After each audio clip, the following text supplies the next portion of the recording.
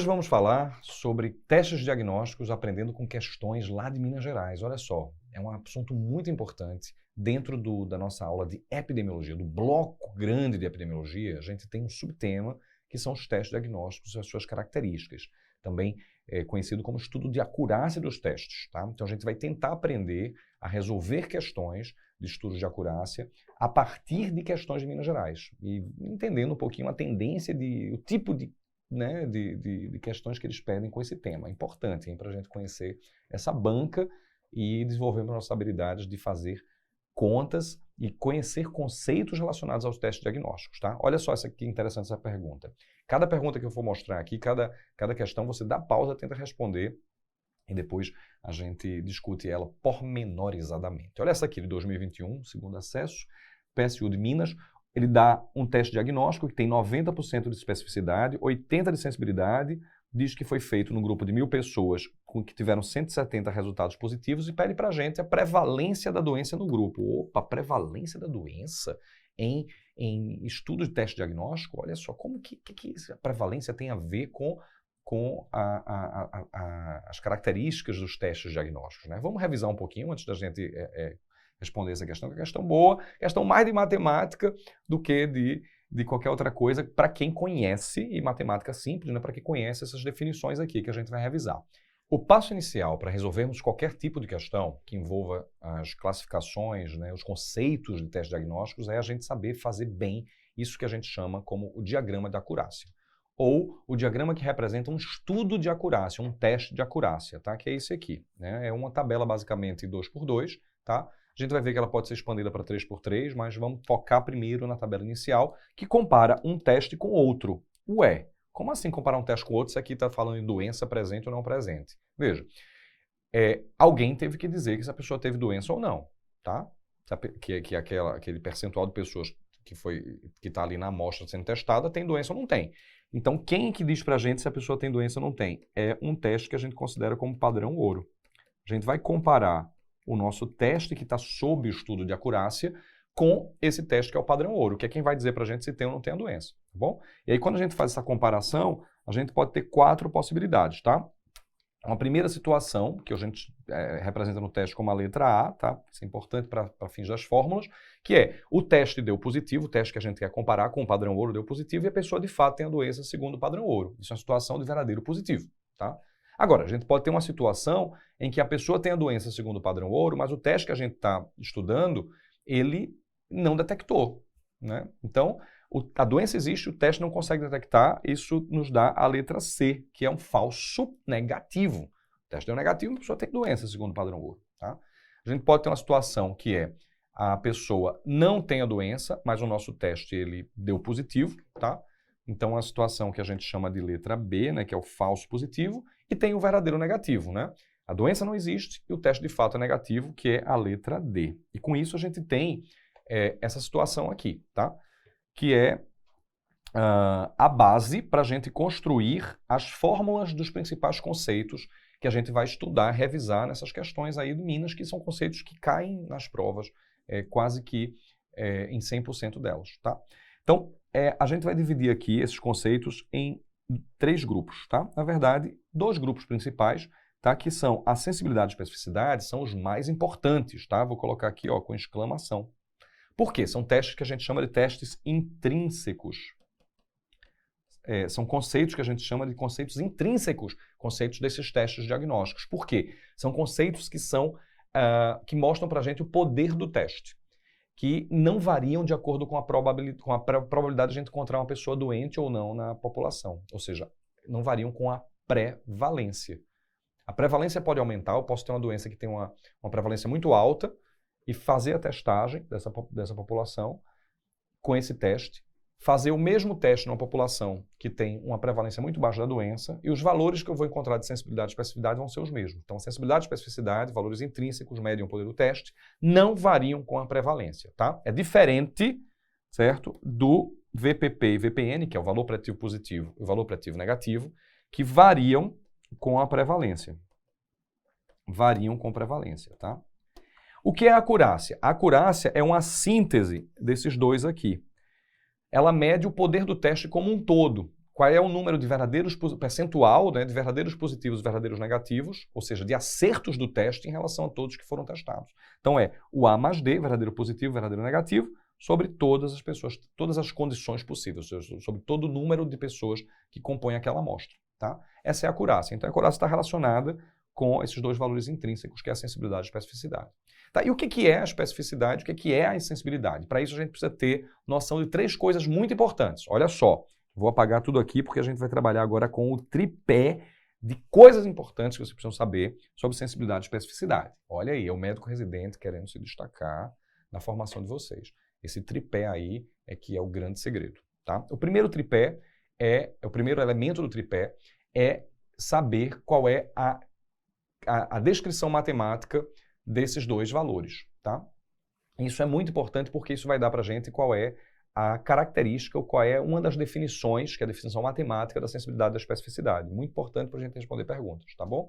Então, o primeiro elemento é a fórmula matemática que descreve para a gente o que é a definição matemática desses dois valores. E aí nós temos o seguinte, a sensibilidade, ela é o percentual ou a proporção. Claro que se eu tenho uma proporção multiplico por 100, eu vou obter o percentual. Então, tanto faz falar uma coisa ou outra, tá? É o percentual ou proporção de verdadeiros positivos, tá? Entre todos que têm a doença. Então, a proporção entre os doentes que tiveram testagem positiva. Isso é a sensibilidade, tá?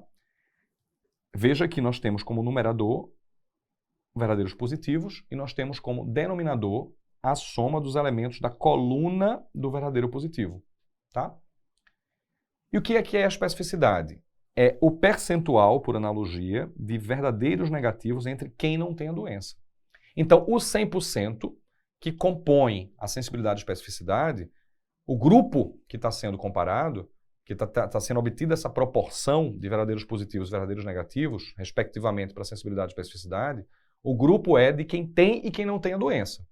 Não é de quem testou positivo e quem testou negativo. O grupo total é de quem tem a doença para a sensibilidade e quem não tem a doença para a especificidade. Então, o denominador é sempre a soma dos elementos das colunas onde o numerador está. E essa é a segundo ponto do tripé importante. Sensibilidade e especificidade tem como denominador o soma dos elementos de cada coluna. Isso para vocês nunca mais errar. É diferente de VPP e VPN, que tem o mesmo numerador da sensibilidade e da especificidade, respectivamente. Porque, veja, o valor preditivo positivo tem o mesmo numerador da sensibilidade. O valor preditivo negativo tem o mesmo numerador da especificidade. O que muda é o denominador. E qual que é o denominador referente às colunas? Sensibilidade e especificidade. Referente às linhas, VPP e VPN. Veja aqui, o denominador do VPP é a linha, a soma da linha onde está o verdadeiro positivo. VPN é a soma da linha, dos elementos da linha onde está o verdadeiro negativo. Sensibilidade é a soma dos elementos da linha, não, da coluna. Tá? Então, como é que eu decoro isso? Muito complicado, professor. Não, é o segundo ponto do tripé. Como decorar essa fórmula? Veja, sensibilidade e especificidade eu falei que é o mais importante, o conceito que é coluna. A coluna é o elemento mais importante da estrutura, porque sem a coluna a estrutura desaba. As características mais importantes do teste diagnóstico são sensibilidade e especificidade. Então, é coluna no denominador, porque o mais importante é o que configura a coluna de uma estrutura. Então, sensibilidade e especificidade, conceitos mais importantes, não variam com prevalência e são formados no denominador pela coluna. A coluna do verdadeiro positivo para a sensibilidade e o verdadeiro negativo para a especificidade. Ok, e qual é o terceiro elemento aí que eu mencionei que a gente precisa conhecer, do tripé de informações para vocês, né? É que se a sensibilidade é a proporção de verdadeiros positivos entre todos que têm a doença, o valor complementar da sensibilidade, ou seja, 1 menos a sensibilidade, vai ser os falsos negativos. Tá? O que isso quer dizer? Quer dizer que quanto maior a sensibilidade, menor vai ser o número de falsos negativos. Por isso, os testes são usados para rastreio. Quando eu quero rastrear uma doença, eu quero ter certeza que quem deu negativo na doença, naquele rastreio, são pessoas que realmente não têm a doença. Ou seja, eu quero descartar os não doentes daquela população. Eu só consigo fazer isso bem se eu tiver um teste de alta sensibilidade. Então, alta sensibilidade Quem deu negativo, eu sei que não tem a doença, porque o percentual de falso negativo é muito pequeno. É o valor complementar da sensibilidade, falso negativo, tá? Isso é muito importante conhecer, tá bom? Então, teste de alta sensibilidade, se deu negativo, de fato a gente pode descartar aquela doença, porque a probabilidade vai ser muito baixa de ter falso negativo. Mas, ora, e o que acontece com falso positivo quando eu tenho alta sensibilidade? Olha, a gente não tem essa informação, porque na fórmula da sensibilidade não tem falso positivo. A letra B, que é o falso positivo, não entra na fórmula da sensibilidade. Não entra.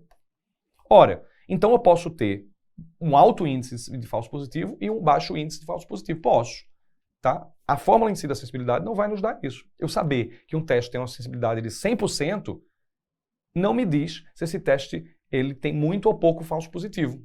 Quem vai me dizer isso é a especificidade do teste. Por isso que esses são elementos, conceitos que andam juntos. Tá bom? Então, o problema da sensibilidade é esse. É que eu posso ter um teste muito sensível, ou seja, eu consigo descartar o não doente, tá? Mas eu posso ter muito falso positivo. Por isso que depois de fazer um teste de rastreio, eu preciso fazer um teste confirmatório, e o teste confirmatório precisa ser muito específico.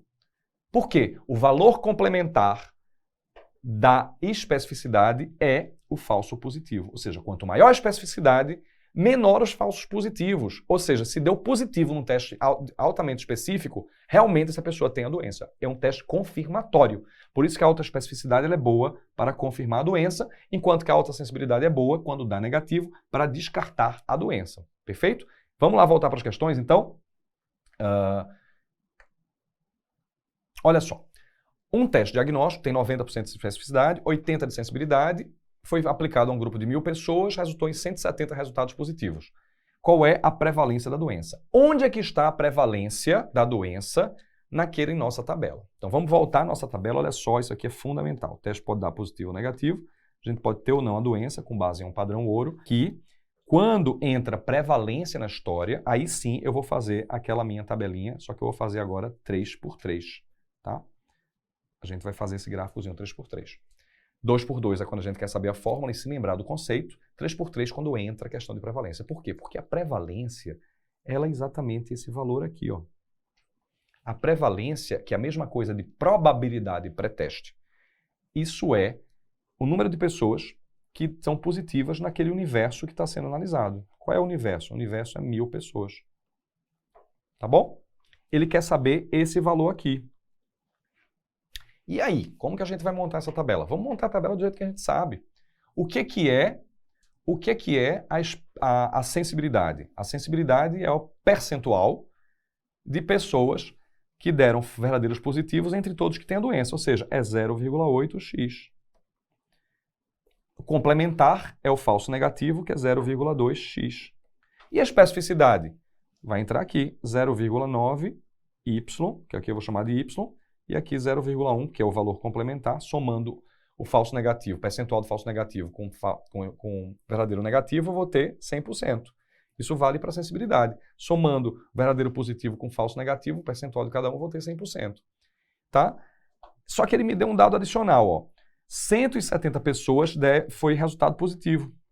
Consequentemente, 830 foram resultado negativo. Então aqui eu consigo montar o seguinte sistemazinho de equações, né?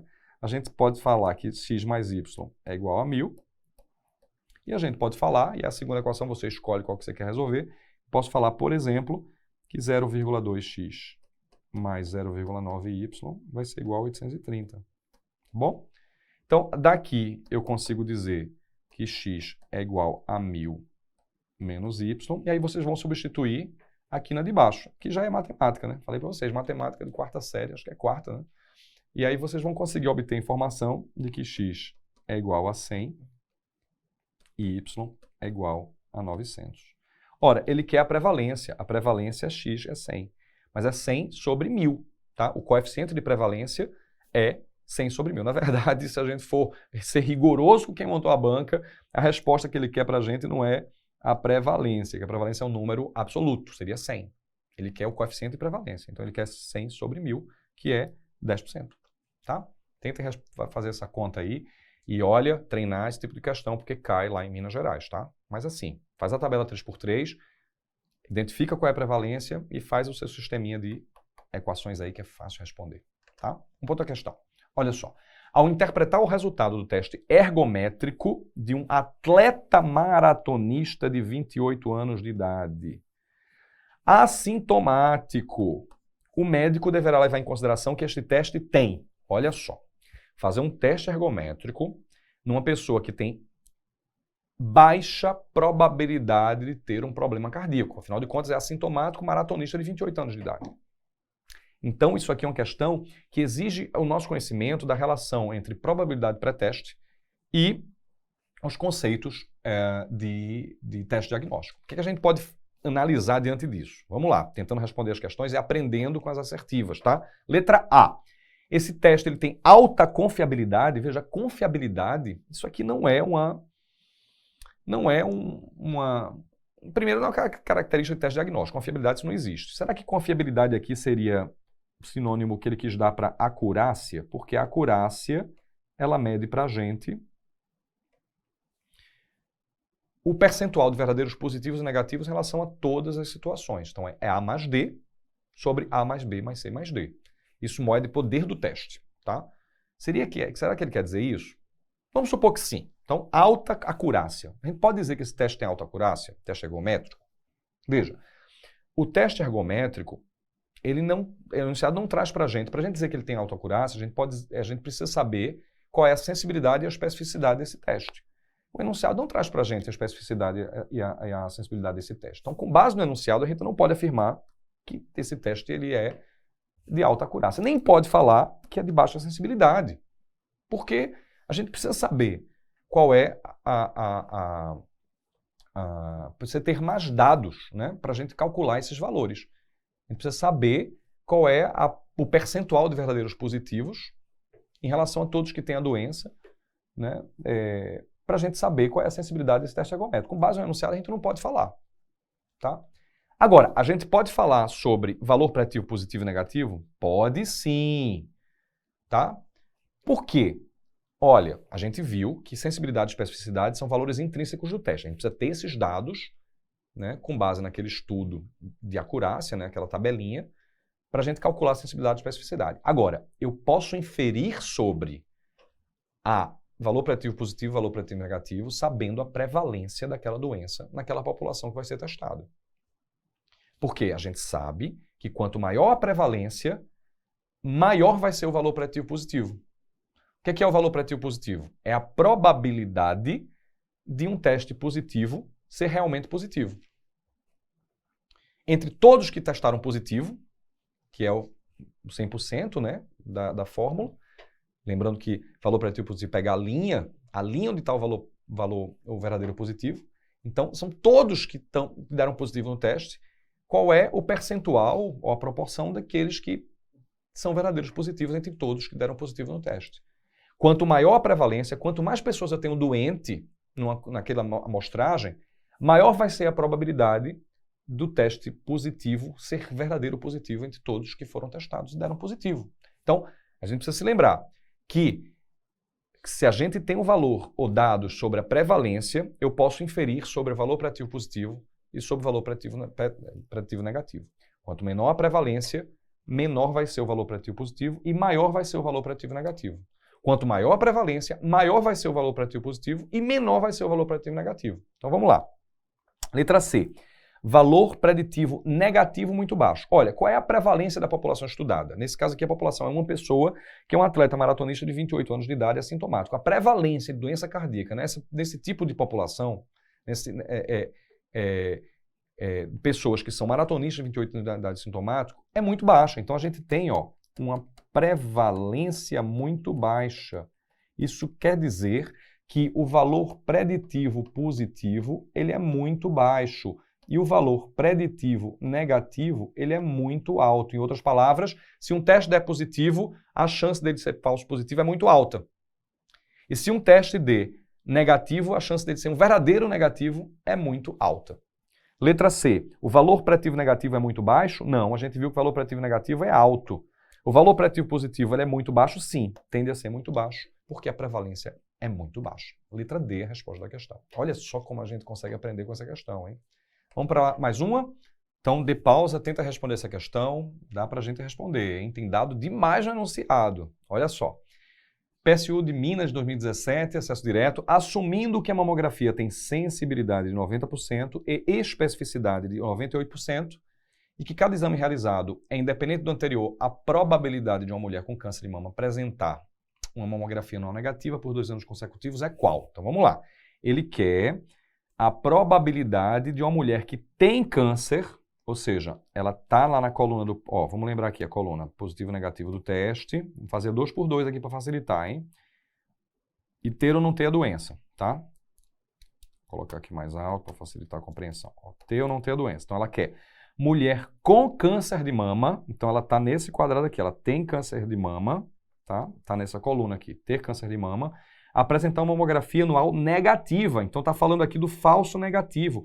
Qual é a probabilidade de ser falso negativo? Falso negativo é C. Falso negativo, essa coluna aqui, entra em qual característica do exame? Sensibilidade. Então, eu não preciso da especificidade aqui. Isso aqui é fator de confundimento. Com os dados de sensibilidade, eu já consigo responder essa questão. Porque qual é a proporção, qual é a chance dela ter um falso negativo? Tá? Se a sensibilidade é 90%, se aqui é 90%, tá? Sensibilidade que é verdadeiro positivo, na proporção de verdadeiro positivo, em relação a todos que têm a doença, falso negativo é complementar. Então, a percentual de falso negativo, a gente viu, é 1 menos a sensibilidade. Ou seja, 10% nesse caso. Então, a chance dessa pessoa ter um falso negativo quando faz o exame é 10, 1 sobre 10. 1 sobre 10. A resposta é a letra B? Não, não é a letra B. Por que não é a letra B?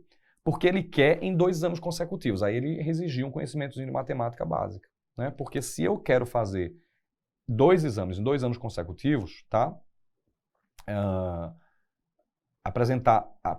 Quer apresentar um falso positivo, desculpe, um falso negativo, né? 2 anos consecutivos, eu tenho que elevar esse 1 a 10 à segunda potência, né? Porque eu vou fazer 1 a 10 no primeiro ano, é o percentual de falso negativo. Espera aí que não dá para ver direito aqui não, né? Então vamos lá, vem para cá, ó. Primeiro ano, o percentual, a chance de ser falso negativo, né, é 1 sobre 10.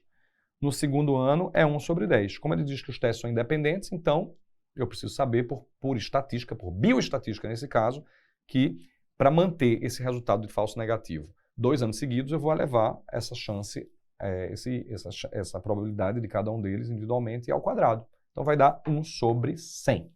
Tá? Uma questão que envolve conhecimentos em matemático, de probabilidade básica, de bioestatística básica, mas que o grande X da questão é a gente saber que o percentual de falso negativo, ou a chance de dar falso negativo, probabilidade, ela é o complementar da sensibilidade.